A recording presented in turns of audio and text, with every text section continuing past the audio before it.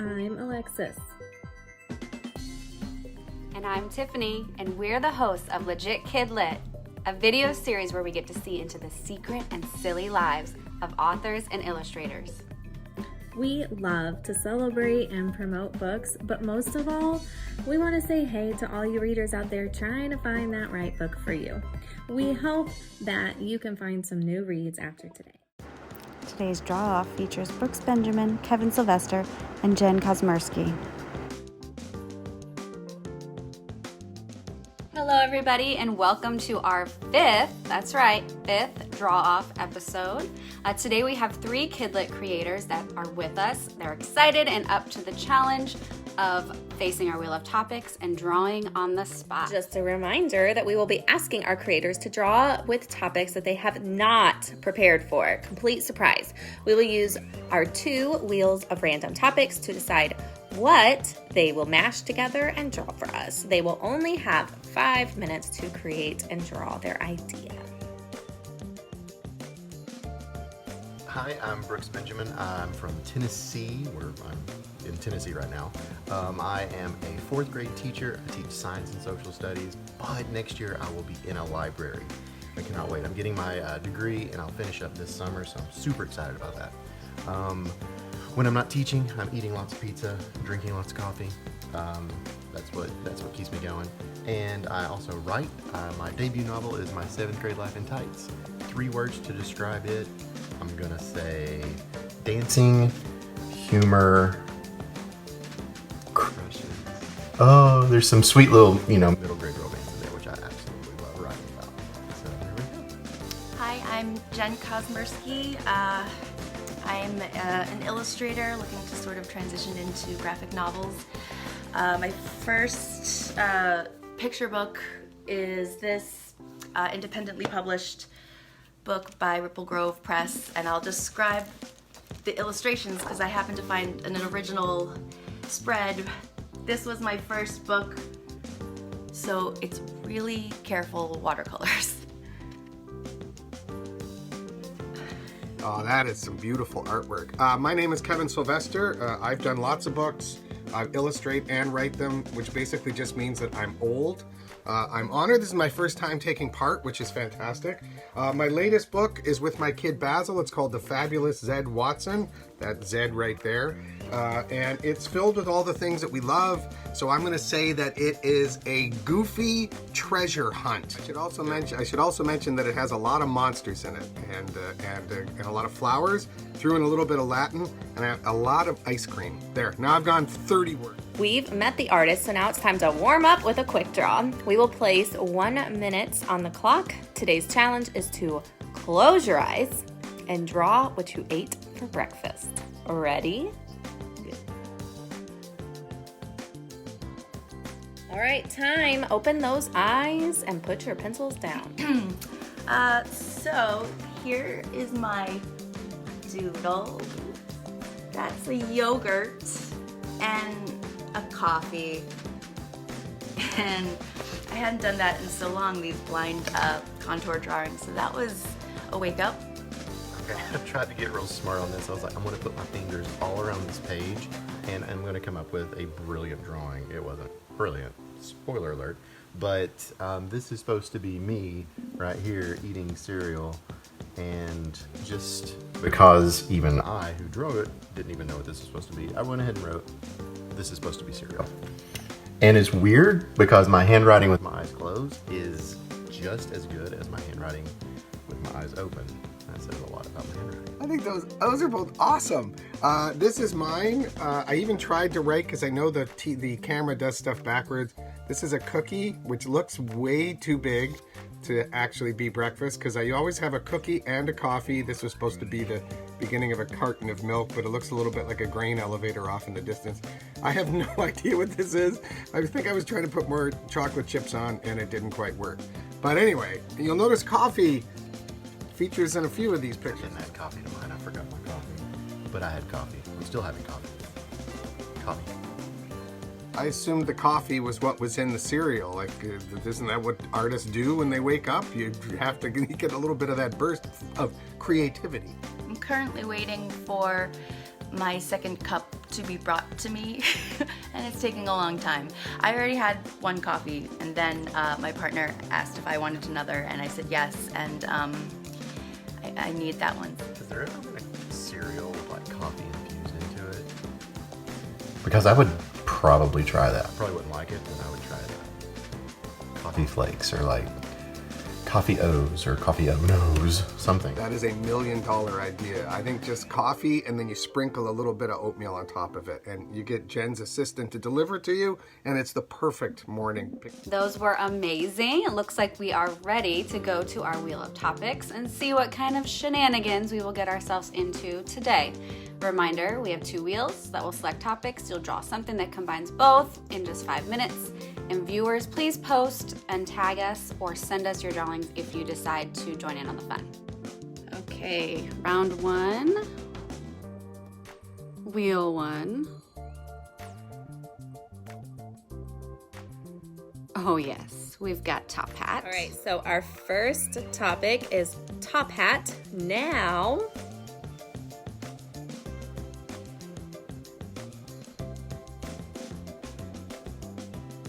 oh, well, that's just perfect. A villain. So villain and top hat. Ready? 5 minutes. I'm going to try and do something a little bit different with each one of these challenges. So for this first one, I'm going to go with my iPad and my iPencil. Top hat villain on it. Alrighty, so you can even see I put on my old guy drawing glasses, and this is what I came up with. Dun dun dun dun. It's a evil villain top hat. Now the reason that there's this weird little rabbit here is that one of the very first books I loved as a kid, I might have the name slightly wrong, but there was a rabbit named Uncle Wiggily, and he wore a top hat. And so this is like if the top hat had been, I guess, zapped by a kind of giant monster outdoor radiation ray or something, and turned on Mr. Wiggily because of his sartorial decisions. So he's fighting it with a cane. Is it goofy? Yes, as I promised. Did you guys see that?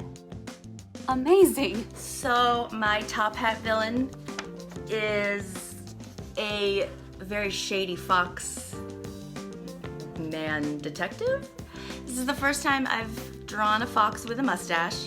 So I was trying to figure out that part, but as I was drawing, he sort of started to take on like a Sherlock Holmes jacket. So maybe he's like a double agent or something. That is awesome. I'm obsessed with him, Jen. I seriously want books that have these characters in them. That is amazing. My character, he's one of those dudes, you know, like you see like in the corners, and he opens up his jacket, he's like, hey, what are you, contraband? But he's like selling top hats, so he's like this weird dude you find. Like he spreads open his jacket, and he's like, hey, looking for a top hat, including the elusive double stove top hat, which is great for people with misshapen heads like me. He's so cool. I want to buy a top hat from him on the street, not in a shady way. That is fantastic. I even like the voice. You got the whole multimedia approach there. Felt like it needed a voice just to stay on par or even close to on par with what you guys came up with. That was incredible. All right, so I love foxes with mustaches, and I'm scared of top hats now, but I also want to buy one. So thank you, everyone.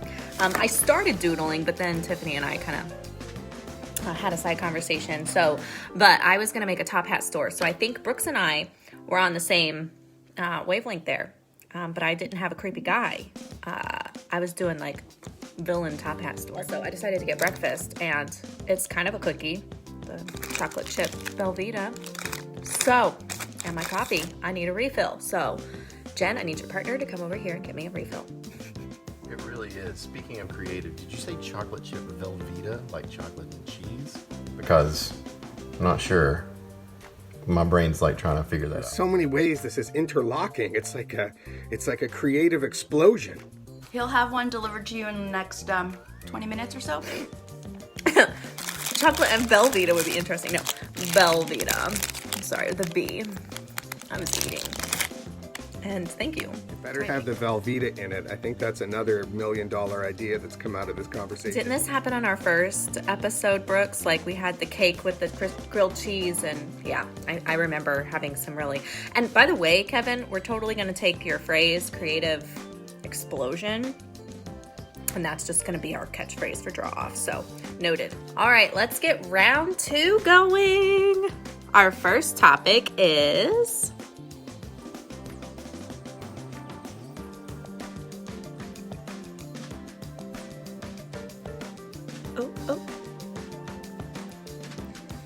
Wolverine.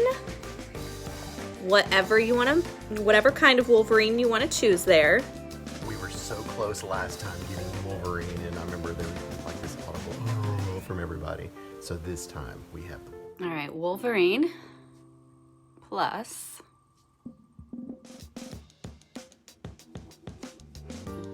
all right, book character.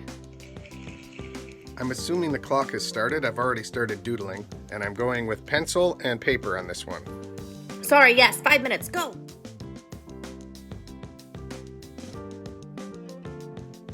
So this was hard because I don't know what a Wolverine really looks like, so I stuck with my Fox character. This is a really bad disguise. He thinks this is good enough to sort of work undercover. He's really hoping to blend in with the other Wolverines, whatever they look like.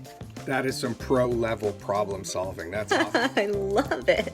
Okay, I didn't have time to get finished, but I chose the comic book character Wolverine and the book character. I was like struggling to find that, but I thought, okay, he's got claws, he's gonna puncture something. I was like, my other favorite book character, one of my favorite book characters is Winnie the Pooh. So Winnie the Pooh's got this, jar of honey that's, stopped up. He can't get to it, so Wolverine helps him out a little bit. He uses his claws, jabs a few little holes in there, and is feeding Winnie the Pooh honey. And this is the bromance we all need in the comic book / children's book crossover world. So there we go. And Jen, I love your drawing, by the way. I would totally think that fox is Wolverine. I mean, the disguise is amazing. That's what a Wolverine looks like. I hope that's what a Wolverine looks like. I did mine drawing as if I were Wolverine. No, I'm just making that up. I did this, which is a Sherlock Holmesy sort of Wolverine, which I think looks a little bit more like a badger. So I sort of kind of remember what a Wolverine looks like. He looks like he's wearing lipstick. I'm totally fine with that. But what's interesting is that I made him sort of dressed up with the same cane. And I find that happens a lot when I doodle, which is that one doodle, like the first one I did with the guy in the top hat, sort of leads to the idea for the second. And I'll just show you that I did that the other day. I was in a trivia thing and I just started drawing baseball players, and I ended up drawing a whole bunch of baseball players. So that's not a bad idea when you're doodling, just to sort of see where it takes you. Okay, Kevin, I love that. I love that you kind of have the same theme going, and so does Jen. But Brooks, I was a little worried when you said that Wolverine needed to puncture something, and then you said Winnie the Pooh. So I'm happy where you went with it, because I went somewhere a little darker with poor stuffing falling out or something. That'll be the movie version where it's like Winnie the Pooh versus Wolverine. Okay, so Tiffany and I had an idea that you all would give us a word to add to our wheel of topics. So give us one word that we could add. The word I like a lot right now is squishy. My kid Basil, who is the co-writer on this one, describes Zed as squishy, and it's such an evocative word for me. I love that. I maybe choose intergalactic. I was going to say planetary, and then you were going to say intergalactic, and then we were going to start freestyling some Beastie Boys, and that was going to be Oh, that would be fun. Actually, no, that's not what I was going to say. I was going to say zombie, just because zombies are kind of cool, not in movies because I feel like it's overdone, but in books, definitely. And if zombie was already on there, actually my first choice is Bigfoot, because my wife got this for me not too long ago, and I'm obsessed with this thinking Bigfoot statue. So Bigfoot would be mine if Bigfoot's not already on there. That's amazing, because I was also going to say planetary, but I didn't. And I'm so glad you did. And now I want to listen to that album. Like a pinch on the neck from Mr. Spock. I love you too so much. All right, so give us just a minute to add those real fast, and then we'll start our last one. We're not trying to sabotage this one today. Okay, I'll start. Final round. We've got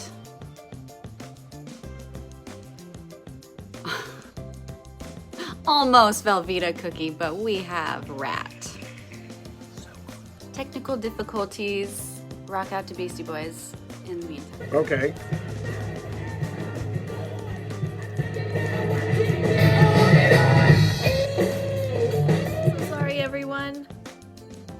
Okay, I think I got it. Topic number 2.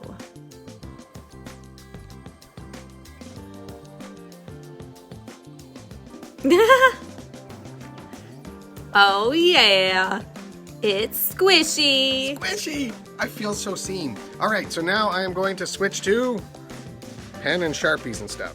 And stuff. I just, whatever is within hand's reach ends up showing up on something. All right, 5 minutes.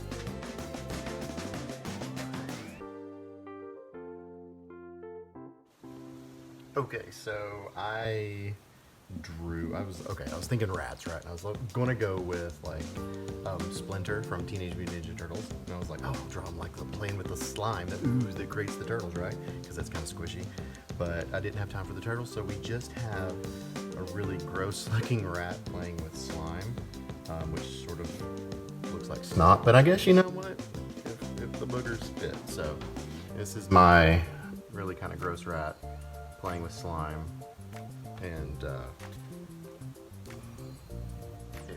Teenage Mucus Ninja Turtles. It's another $1 million idea.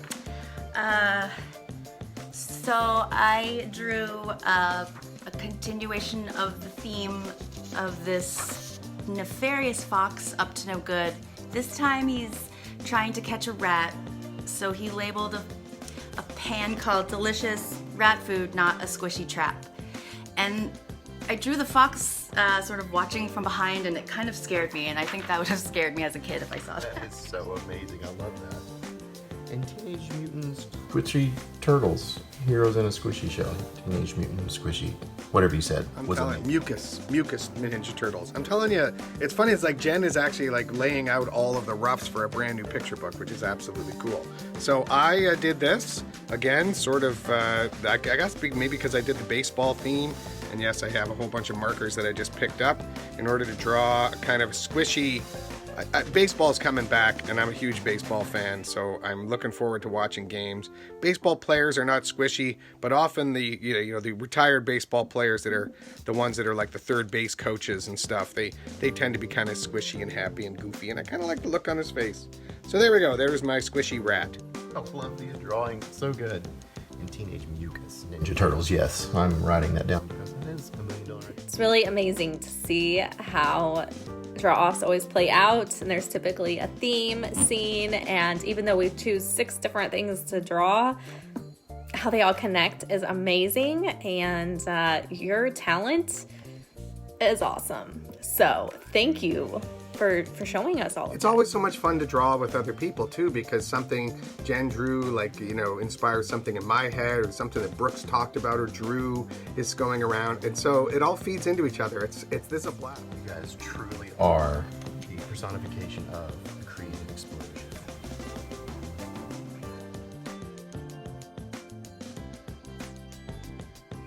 I think that if kids are finding inspiration and peace in doodling, that's a gigantic thing. And if you've ever seen, there's a great TED Talk called Let Them Doodle, I think it's called. I can send you the link later.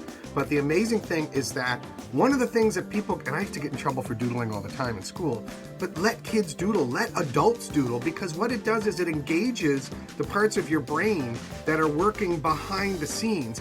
It's actually how hyperactive people like me pay attention. If I'm not doodling, I'm just spacing out. Doodling will make your kids more focused. That is awesome. And doodling and drawing and just sketching and coming up with weird things on paper has done wonders for my anxiety. So yes to all. I think doodling is very important. I actually had to learn through doodling, and even through undergraduate college and grad school, and to the point where I incorporated my doodles into my master's thesis as part of presenting information. This was a historical fiction.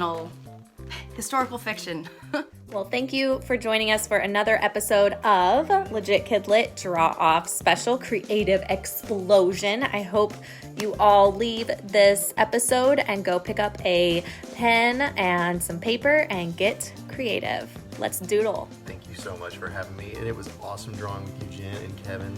You guys are so inspirational, and I love, Kevin, what you talked about, how important doodling and just sketching out things. That's so important for adults, for kids, for everyone. So thank you for mentioning that, and thank you, Tiffany and Alexis, for having us. This has been so much fun.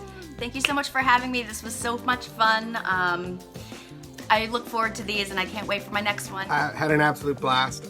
It's so great to kind of meet Brooks and Jen, in this weird virtual world we're living in. Alexis and Tiffany, you too. That was a blast. I'm in for any more. Let me spin the wheel. That was amazingly awesome. Off to get more coffee. Bye, everybody. See y'all later. Bye-bye. Bye-bye.